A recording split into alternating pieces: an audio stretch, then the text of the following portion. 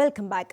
ಭೈರತಿ ಸುರೇಶ್ ವಿರುದ್ಧ ಸುರೇಶ್ ಕುಮಾರ್ ವ್ಯಂಗ್ಯಕ್ಕೆ ಈಗ ಕೈ ಆಕ್ರೋಶವನ್ನು ವ್ಯಕ್ತಪಡಿಸ್ತಾ ಇದೆ. ಶಾಸಕ ಸುರೇಶ್ ಕುಮಾರ್ ವಿರುದ್ಧ ಪೋಸ್ಟರ್ ಅಭಿಯಾನಕ್ಕೆ ಮುಂದಾಗಿದೆ. ಸುರೇಶ್ ಕುಮಾರ್ ನಿವಾಸದ ಮುಂದೆ ಪೋಸ್ಟರ್ ಹಾಕಿ ಕಿಡಿಕಾರಿದ್ದಾರೆ. ಇದು ನಿಮ್ಮ ಹೀನಾಯ ಸಂಸ್ಕೃತಿಯನ್ನ ತೋರಿಸುತ್ತೆ. ನೀವು ಕೂಡಲೇ ಜನರ ಕ್ಷಮೆ ಯಾಚಿಸಬೇಕು ಅಂತ ಆಗ್ರಹವನ್ನ ವ್ಯಕ್ತಪಡಿಸ್ತಾ ಇದೆ. ಇನ್ನು ಬೆಂಗಳೂರಿನ ರಾಜಾಜಿನಗರದಲ್ಲಿರುವಂತಹ ನಿವಾಸದ ಮುಂದೆ ಪೋಸ್ಟ್ ಅಭಿಯಾನವನ್ನ ನಡೆಸಿರುವಂತದ್ದು. ಸದನದಲ್ಲಿ ಭೈರತಿ ವಿರುದ್ಧ ವ್ಯಂಗ್ಯ ಮಾಡಿದ್ದ ಸುರೇಶ್ ಕುಮಾರ್ ಇದೇ ವಿಚಾರಕ್ಕೆ ಈಗ ಪೋಸ್ಟರ್ ಅಭಿಯಾನಕ್ಕೆ ಕಾಂಗ್ರೆಸ್ ಮುಂದಾಗಿದೆ. 7 ತಿಂಗಳಿಗೆ ಜನಿಸಿದ್ದೀರಾ ಅಂತ ಶಾಸಕ ಸುರೇಶ್ ಕುಮಾರ್ 9 ತಿಂಗಳಿಗೆ ಜನಿಸಿದ್ರೆ ಈ ರೀತಿ ಆಡ್ತಾ ಇರಲಿಲ್ಲ ಎಂದಿದ್ದ ಶಾಸಕ. ಸದ್ಯ ಶಾಸಕ ಸುರೇಶ್ ಕುಮಾರ್ ಹೇಳಿಕೆಗೆ ಕಾಂಗ್ರೆಸ್ ತೀವ್ರ ಆಕ್ಷೇಪವನ್ನ ವ್ಯಕ್ತಪಡಿಸ್ತಾ ಇದೆ. ಪೋಸ್ಟರ್ಗಳನ್ನ ರೆಡಿ ಮಾಡಿಟ್ಕೊಂಡು ಅವರ ನಿವಾಸದ ಮುಂದೆ ಅಂಟಿಸುವಂತ ಕೆಲಸ ಮಾಡ್ತಾ ಇದೆ. ರಾಜ್ಯದ ಜನರ ಮುಂದೆ ನೀವು ಕ್ಷಮೆ ಯಾಚಿಸಬೇಕು ಅಂತ ನಿನ್ನೆ ಕೊಟ್ಟಂತಹ ಸ್ಟೇಟ್ಮೆಂಟ್ ಆ ಕ್ಷಣದಲ್ಲೇ ತೀವ್ರ ವಾಕ್ ಸಮರಕ್ಕೂ ಕೂಡ ಸದನದಲ್ಲೇ ಸಾಕ್ಷಿಯಾಗಿತ್ತು. ಅದರಲ್ಲೂ ಕೂಡ ಭೈರತಿಯನ್ನ ಟೀಕಿಸಿಬಿಟ್ಟಿದ್ರು ಸುರೇಶ್ ಕುಮಾರ್. ಈಗ ಅವರ ವಿರುದ್ಧ ಕಾಂಗ್ರೆಸ್ ಕಿಡಿಯನ್ನ ಕಾರ್ತಾ ಇದೆ. 7 ತಿಂಗಳು ಹೇಳಿಕೆಯನ್ನ ಆ ಕ್ಷಣದಲ್ಲಿ ಹಿಂಪಡೆಯಲಾಗಿದ್ರೂ ಕೂಡ ಇದನ್ನ ಒಪ್ಪುವಂತಹ ಪರಿಸ್ಥಿತಿಯಲ್ಲಿ ಅವರಿಲ್ಲ.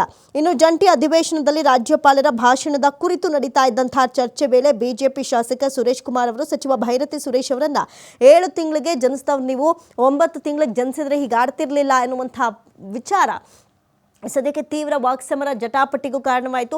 ಇನ್ನೇನು ಕಲಾಪ ಸಮಾಧಾನವಾಗಿ ನಡೆಯುತ್ತೆ ಅನ್ನುವಂಥ ಸಂದರ್ಭದಲ್ಲಿ ಈ ಒಂದು ಸ್ಟೇಟ್ಮೆಂಟ್ ಮತ್ತೆ ಅಲ್ಲಿನ ವಾಕ್ಸಮರಕ್ಕೆ ವೇದಿಕೆ ಮಾಡಿಕೊಂಡಾಯಿತು. ಸದ್ಯಕ್ಕೆ ಈ ಒಂದು ಹೇಳಿಕೆಗೆ ಇದೀಗ ಕಾಂಗ್ರೆಸ್ ವ್ಯಾಪಕವಾಗಿ ಕಿಡಿಕಾರ್ತಾ ಇದೆ. ನಿವಾಸದ ಮುಂದೆಯೇ ಪೋಸ್ಟರ್ ಅನ್ನು ಅಂಟಿಸಿ ತನ್ನ ಆಕ್ರೋಶವನ್ನ ಹೊರಹಾಕಿದೆ.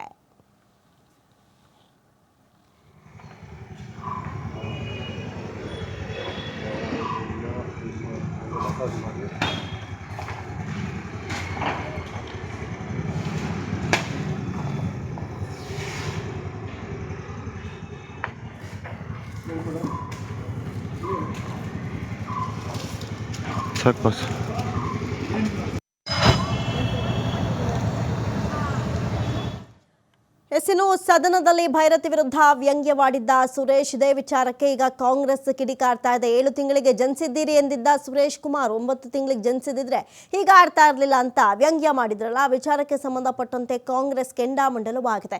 ಈಗಾಗಲೇ ಆ ಒಂದು ಹೇಳಿಕೆಯನ್ನ ಹಿಂಪಡಿಬೇಕು ಎನ್ನುವಂಥ ಆಗ್ರಹವನ್ನು ವ್ಯಕ್ತಪಡಿಸಿದ್ದು, ಹಿಂಪಡೆದ್ರೂ ಕೂಡ ಇದು ಕ್ಷಮಿಸುವಂಥ ಸುಲಭದ ಮಾತಲ್ಲ, ಹೆಂಗ್ ಬೇಕೋ ಹಂಗೆ ಮಾತನಾಡ್ತಾರೆ ಎನ್ನುವಂಥ ನಿಟ್ಟಿನಲ್ಲಿ ಕಾಂಗ್ರೆಸ್ ಕೂಡ ತೀವ್ರ ಆಕ್ಷೇಪವನ್ನ ವ್ಯಕ್ತಪಡಿಸಿದೆ. ಇನ್ನೂ ಒಂದು ಹೆಜ್ಜೆ ಮುಂದೆ ಹೋಗಿ ರಾಜಾಜಿನಗರದಲ್ಲಿರುವಂತಹ ಅವರ ನಿವಾಸದ ಮುಂದೆ ಇದೀಗ ಪೋಸ್ಟರ್ ಅನ್ನ ಅಂಟಿಸೋ ಮೂಲಕ ಪೋಸ್ಟರ್ ಅಭಿಯಾನಕ್ಕೂ ಕೂಡ ಕಾಂಗ್ರೆಸ್ ಮುಂದಾಗಿರುವಂಥದ್ದನ್ನ ಗಮನಿಸ್ತಾ ಇದ್ದೀರಿ. ಸದನ ಸಮಾಧಾನವಾಗಿ ನಡೀತಾ ಇರುತ್ತೆ ಎನ್ನುವಂತಹ ನಿಟ್ಟಿನಲ್ಲೇ ಏನಾದರೂ ಒಂದು ಸ್ಟೇಟ್ಮೆಂಟ್ ಕೊಟ್ಟು ಗದ್ದಲ ವಾತಾವರಣವನ್ನ ನಿರ್ಮಿಸಿರ್ತಾರೆ. ಈ ವಿಚಾರಕ್ಕೆ ಹೆಚ್ಚಿನ ಡೀಟೇಲ್ಸ್ ಕೊಡೋದಕ್ಕೆ ನಮ್ಮ ಜೊತೆಯಲ್ಲಿದ್ದಾರೆ ದೂರವಾಣಿ ಸಂಪರ್ಕದಲ್ಲಿ ಶಿವು.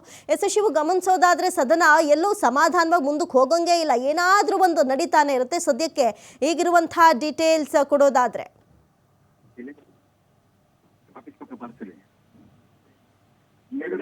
ಅಮೃತ, ಈಗಾಗಲೇ ಜಂಟಿ ಅಧಿವೇಶನ ಪ್ರಾರಂಭವಾಗಿದೆ. 2ನೇ ದಿನ ರಾಜ್ಯಪಾಲರ ವಿಚಾರದಲ್ಲಿ ಏನೇನೆಲ್ಲ ಘರ್ಷಣೆಗಳಾಯ್ತು ಅನ್ನುವಂಥದ್ದು ಗಮನಿಸಿದ್ದೇವೆ. ಈ ಮುಂದೆ ಮಂಗಳವಾರ ಕೂಡ ಮತ್ತೆ ಕಲಾಪ ಆರಂಭ ಆಗತ್ತೆ. ಕಲಾಪ ಆರಂಭದಲ್ಲೇ ಬಿಜೆಪಿ ಮತ್ತೆ ಕಾಂಗ್ರೆಸ್ ನಡುವೆ ಮತ್ತೆ ತಿಕ್ಕಾಟಗಳು ಶುರುವಾಗತ್ತೆ. ರಾಜ್ಯಪಾಲರ ವಿಚಾರದಲ್ಲಿ ರಾಜ್ಯಪಾಲರು ರಾಷ್ಟ್ರಗೀತೆಗೆ ಅಪಮಾನವನ್ನ ಮಾಡಿದ್ದಾರೆ, ಸಂವಿಧಾನದ 176ನೇ ವಿಧಿಯನ್ನ ಉಲ್ಲಂಘನೆ ಮಾಡಿದ್ದಾರೆ, ಭಾಷಣವನ್ನ ಅರ್ಧಕ್ಕೆ ಮೊಟಕುಗೊಳಿಸಿದ್ದಾರೆ ಅನ್ನುವಂತ ಆರೋಪವನ್ನ ಕಾಂಗ್ರೆಸ್ ನಾಯಕರು ಮಾಡಿದ್ರೆ, ಬಿಜೆಪಿ ಶಾಸಕರು ರಾಜ್ಯಪಾಲರು ಹೋಗುವಂತ ಸಂದರ್ಭದಲ್ಲಿ ಅವರನ್ನ ಎಳೆದಾಡಿದ್ದಾರೆ, ಅವರಿಗೆ ಅಡೆತಡೆಯನ್ನ ಉಂಟು ಮಾಡಿದ್ದಾರೆ ಅಂತೇಳಿ ಬಿಜೆಪಿ ಶಾಸಕರು ಕೂಡ ಆಕ್ರೋಶವನ್ನ ಹೊರಹಾಕಿದ್ರು ಮೊನ್ನೆ.